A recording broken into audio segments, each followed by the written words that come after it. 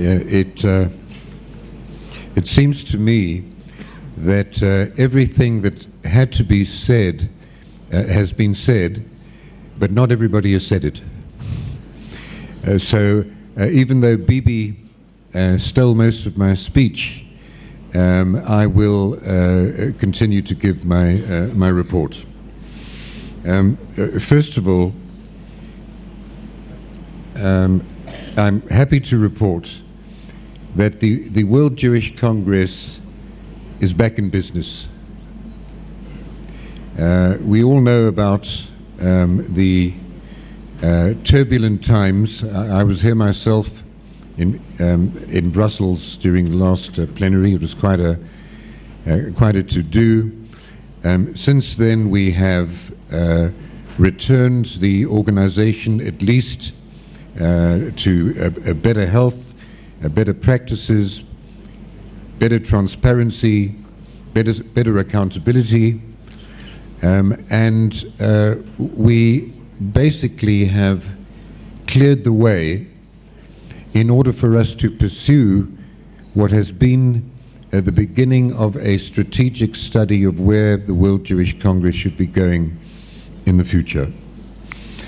People keep asking me, well, what new things are you going to do? And my answer is that the mission of the World Jewish Congress is as evergreen today as it has ever been. For every decade since the establishment of the World Jewish Congress, we have had to react to the times and the tides of Jewish history, for good or for bad. And no doubt we will continue to do so for many generations to come. My nephew asked me, how would I describe the work of the World Jewish Congress? He was impatient. He wanted to go and play with his friends. That's about as much time as he had for me. And I thought about it. And I said to him, I think our mission is basically to defend our people when we are attacked and to enhance the Jewish condition when we are not. And I think that pretty much, in my neshama, sums up what I'm striving for and what many other people are striving for. And today we are seriously attacked, and that's why we come to Israel in order to show our solidarity with the government and the people of Israel.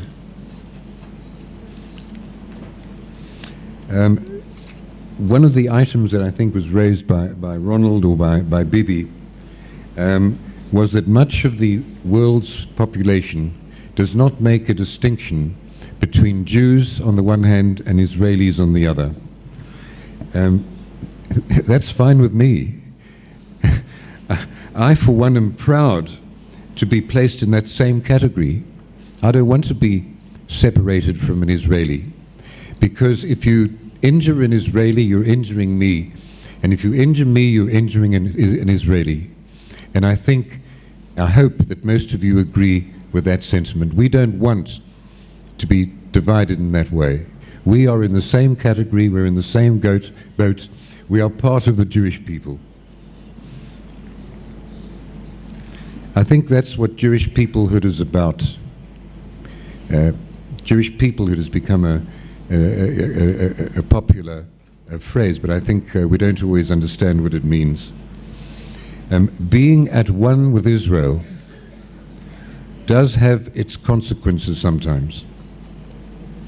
When Israel is under attack, or Israel is at arms, Jews in Casablanca, in Jerba, in Tehran, in Istanbul, and in many other countries, especially in the Arab countries, close their shops and they go into hiding until the turbulence has ended.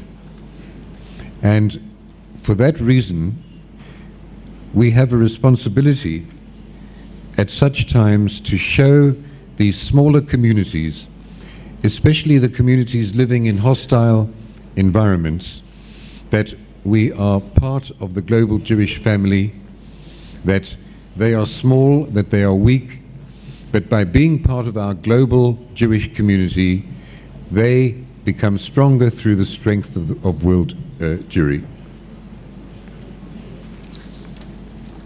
At such times, the small, vulnerable Jewish communities of the world must know that we stand by them in the corridors of power in the powerful Western democracies.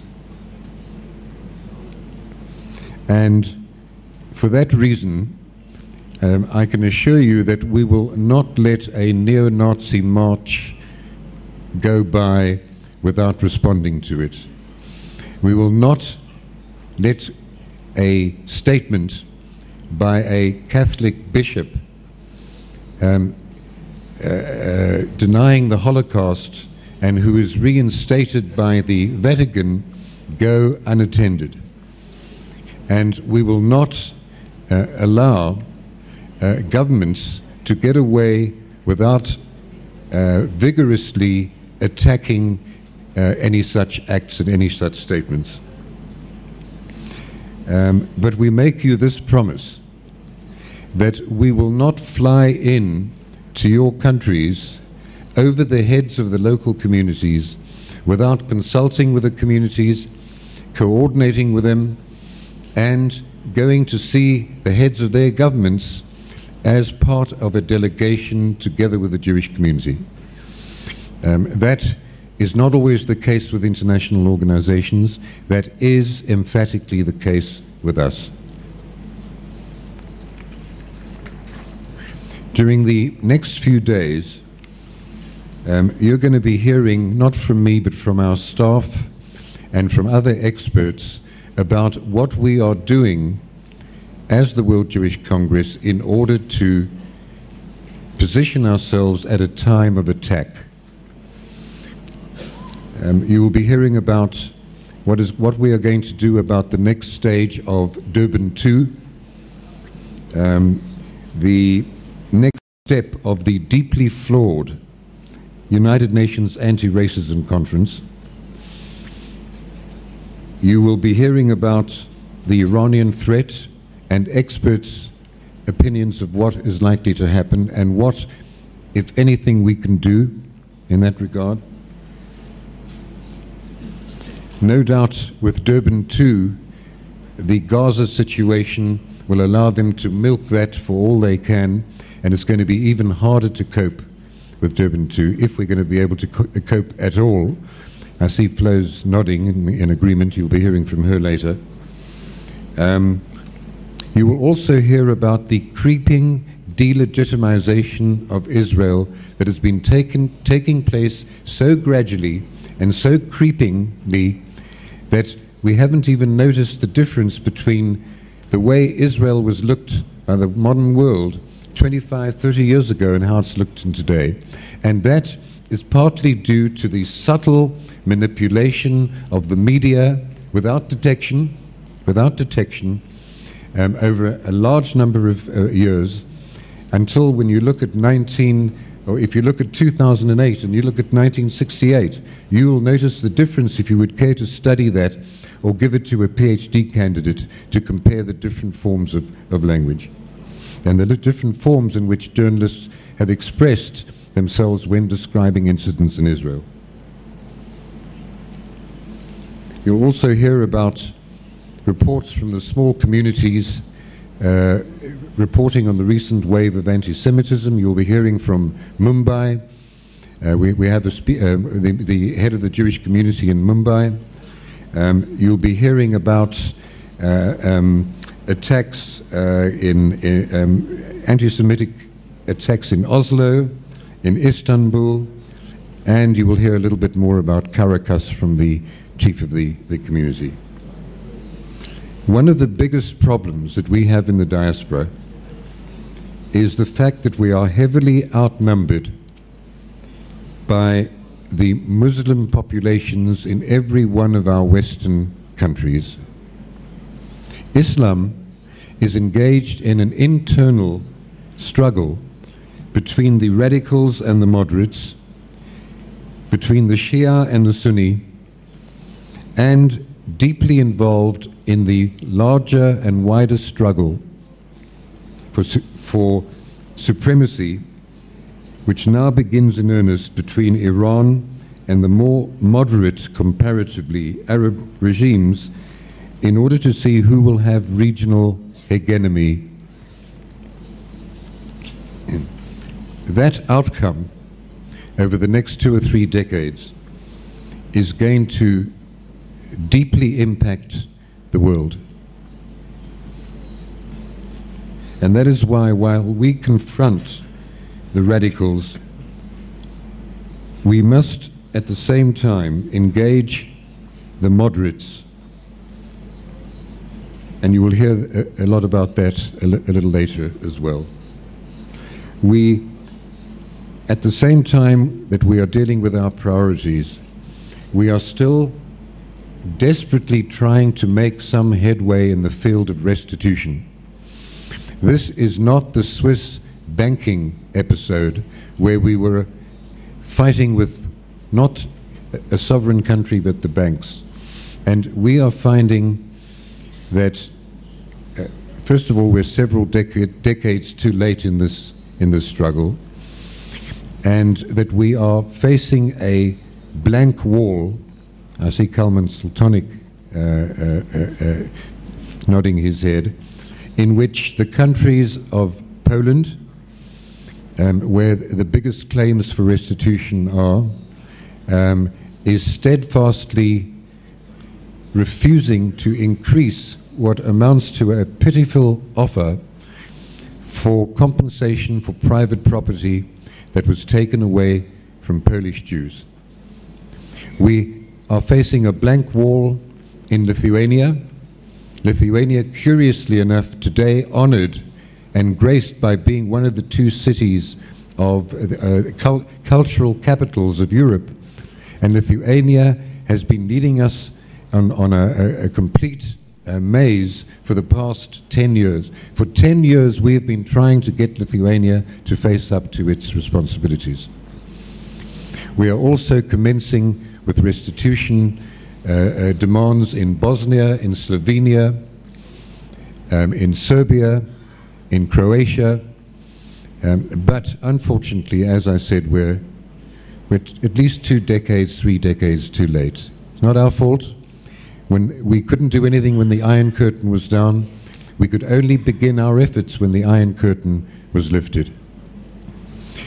Tomorrow, during our commemoration at Yad Vashem, we will be graced by a report by Professor Yehuda Bauer and I'm sure, a moving and uplifting address by Roman Kent, the chairman of the American Gathering of Survivors. I would also like to draw your attention to the fact that the Czech government is holding a major conference on restitution, I believe sometime in April, and I hope that we will find a spot for Thomas Kraus to give a report on that particular matter. In the meantime, when I say we, I'm not talking only about the World Jewish Congress, New York.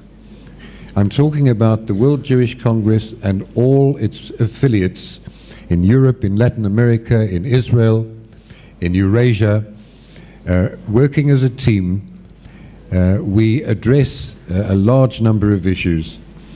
And in short, some of the highlights of those issues are that in Latin America, we are doing particularly good work in interfaith relations, especially between Muslims, Christians, and Jews. In East Europe, Moshe Kanter is doing a great job in strategic thinking about the Iran situation. In the Americas, in North America, Mark Schneider and the American affiliate is also doing great work in interfaith relations, so much so that I think the British Jewish community is asking Mark to come to Britain and show how he has put together a large number of rabbis and imams where they twin in different cities and alternately to study the Quran and the Torah.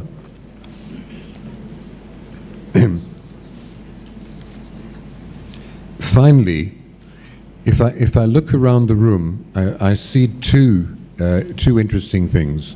One is I see more younger people, which is encouraging. I want to assure them that our statements that we are going to bring in the next generation now, we're going to allow them into the respective committees of the World Jewish Congress, and we are going to help them prepare themselves to become the next generation of leadership of the World Jewish Congress. Secondly, I also see and know that we have a large number of Jews who come from the tiniest Jewish communities in the world. I'm not going to mention names because, like a bar mitzvah, I'll forget to invite somebody. We are extremely happy to have them here. We are, at bad times, your lifeline, and at good times, you are the source of inspiration to us in your dogged insistence on continuing to preserve Jewish life in your tiny communities. Thank you.